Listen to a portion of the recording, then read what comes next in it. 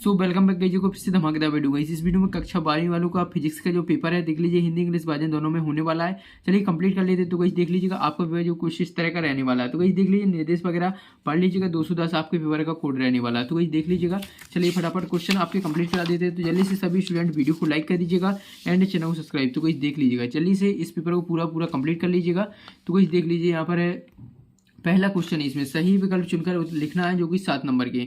तो यार वीडियो को यार लाइक कर दीजिए, अच्छे से इस पेपर को कंप्लीट करके जाइएगा, तभी आपके अच्छे नंबर जो है आ पाएंगे। चलिए पहला प्रश्न है इसमें, पहला पीएन संधि डायोड में अवक्षय पदार्थ की मोटाई लगभग होती है। तो गाइस इसमें करेक्ट आंसर आपको लगा देना है 10 की पावर -6 मीटर होती है।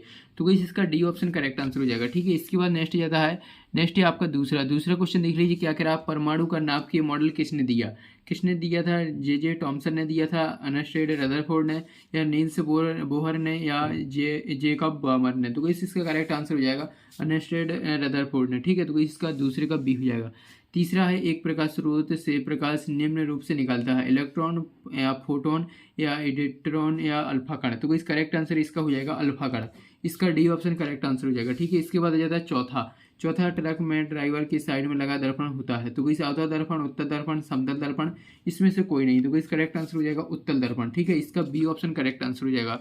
इसके बाद नेक्स्ट 5वां जाता है, ग्रीन हाउस प्रभाव का कारण है अवरक्त किरणें, एक्स किरणें, पराबैंगनी किरणें और रेडियो तरंग। तो इस करेक्ट आंसर हो जाएगा अवरक्त किरणें। तो इसका करेक्ट आंसर क्या हो जाएगा? ए ऑप्शन हो जाएगा। इसके बाद नेक्स्ट जाता है, यहाँ पर है इसका 6वां है, प्रेरित धारा की दिशा ज्ञात की जाती है लेंज के नियम से, फ्लेमिंग के दाएं हाथ के नियम से, ए बी दोनों, फ्लेमिंग के बाएं हाथ के नियम से। तो इस करेक्ट आंसर हो जाएगा ए बी दोनों। तो यानी सी ऑप्शन करेक्ट आंसर। इसके बाद जाता है यहाँ पर 7वां, एक गतिमान आवेश उत्पन्न करता है केवल विद्युत क्षेत्र, केवल चुंबकीय क्षेत्र, विद्युत एवं चुंबकीय क्षेत्र दोनों, कोई नहीं। तो इस करेक्ट आंसर हो जाएगा विद्युत एवं चुंबकीय क्षेत्र दोनों। तो इसी आपके 7वां था कंप्लीट। इसके बाद आ जाता है नेक्स्ट इंग्लिश मीडियम में। तो इस इंग्लिश मीडियम में जो भी स्टूडेंट हो तो देख लीजिएगा। चलिए इसके बाद नेक्स्ट पेज पे चलते हैं। तो इस नेक्स्ट पेज देखेंगे, चलिए फटाफट। तो इस देख लीजिएगा, अब आ जाते हैं आपके नेक्स्ट पेज पर। तो इस यहाँ पर दूसरा क्वेश्चन इसमें दूसरा क्वेश्चन है। तो इसमें रिक्त स्थान कंप्लीट करेंगे। चलिए फटाफट कंप्लीट कर लेते हैं।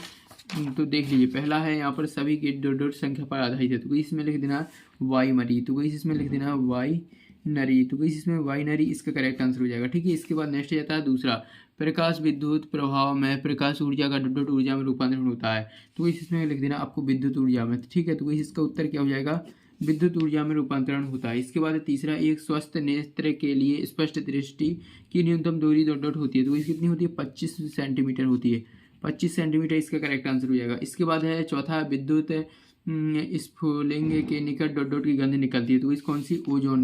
ओजोन की गंध। तो इसमें लिख देना ओजोन, सॉरी यहाँ पर ओजोन लिख देना। ठीक है, इसके बाद नेक्स्ट जाते हैं, नेक्स्ट है आपका 5वां, ऊंचाई ट्रांसफार्मर की प्राथमिक कुंडली में फेरों की संख्या द्वितीयक की तुलना में डॉट होती है।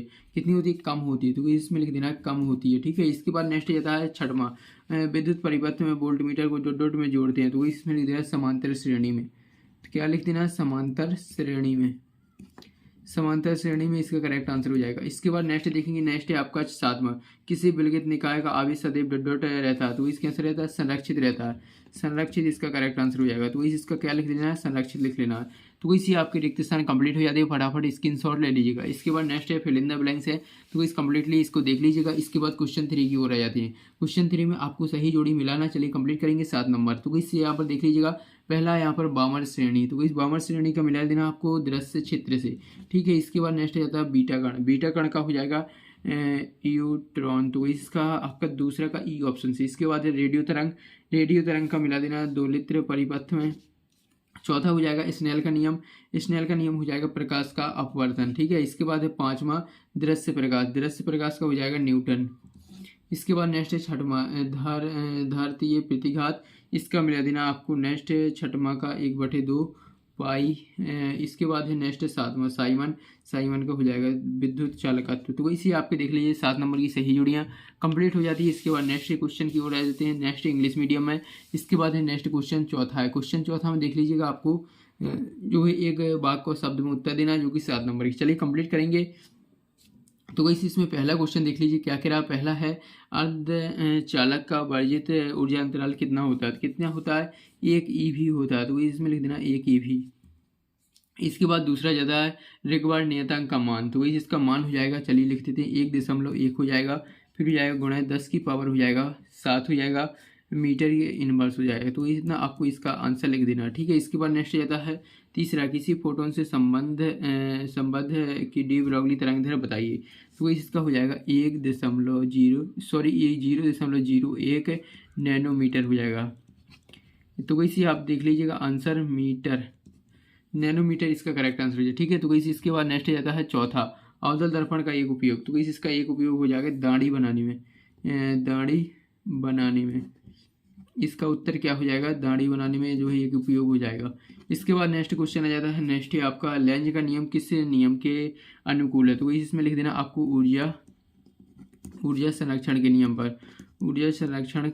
पर, तो ये इतना इसका उत्तर हो जाएगा, ठीक है। इसके बाद नेक्स्ट है आपका छठवां है, एक आवेशित कण समचुंबकीय क्षेत्र में इसके समांतर प्रवेश करता है तो कण का पथ कैसा हुआ। तो इसका हो जाएगा त्रिज्यु रेखीय होगा। तो इसमें लिख देना त्रिज्यु रेखीय इसका करेक्ट आंसर हो जाएगा, ठीक है। इसके बाद नेक्स्ट जाता है चुंबकीय क्षेत्र के लिए गॉस का नियम लिखिए। तो इसका गॉस का नियम आपको जो है कंप्लीटली लिख लेना है, क्योंकि यहाँ पर जगह नहीं है तो वही यहाँ पर नहीं तो हम लिख देते, ठीक है। तो वही से आपको पूरी क्वेश्चन कंप्लीट अच्छे तरीके से करना है। इसके बाद इंग्लिश मीडियम में आ जाते, चलिए इसके बाद नेक्स्ट पेज पर देखेंगे। नेक्स्ट पेज पर आपके 2 नंबर वाली क्वेश्चन आ जाते हैं, देख लीजिएगा। ये रही आपके 2 नंबर वाली, सभी क्वेश्चनों को अच्छे तरीके से कंप्लीट करके जाना, तभी आपके फिजिक्स में अच्छे नंबर आ पाएंगे, ठीक है। तो इससे रहा आपका पांचवा, हाइड्रोजन स्पेक्ट्रम में 52 श्रेणी किसे कहते हैं, अथवा दी हुआ नाभिकीय बल किसे कहते हैं। इसके बाद छठवां आ जाता है क्रांतिक द्रव्यमान से आप क्या समझते हैं, अथवा दी हुआ है देहली आवृत्ति को स्पष्ट करना। इसके बाद सातवां द्रव्य तरंग के कोई 2 गुण लिखना है, अथवा दी हुआ है थॉमसन परमाणु के दोष, ठीक है। इसके बाद नेक्स्ट आठवां है व्यक्तिकरण क्या होता है, इसका एक उदाहरण। इसके बाद अथवा में कला समृद्ध स्रोत से क्या तात्पर्य है। इसके बाद नौवां है उसका अथवा है, नौवां गुरुत्वा गुणांक क्यों क्या है, इसके लिए सूत्र लिखना। अथवा दिया विद्युत चुंबकीय प्रेरण किसे कहते हैं, ठीक है। इसके बाद नेक्स्ट देखेंगे, नेक्स्ट दसवां देख लीजिएगा, फौलादी और लोहे में चुंबकीय गुणों की तुलना करना है।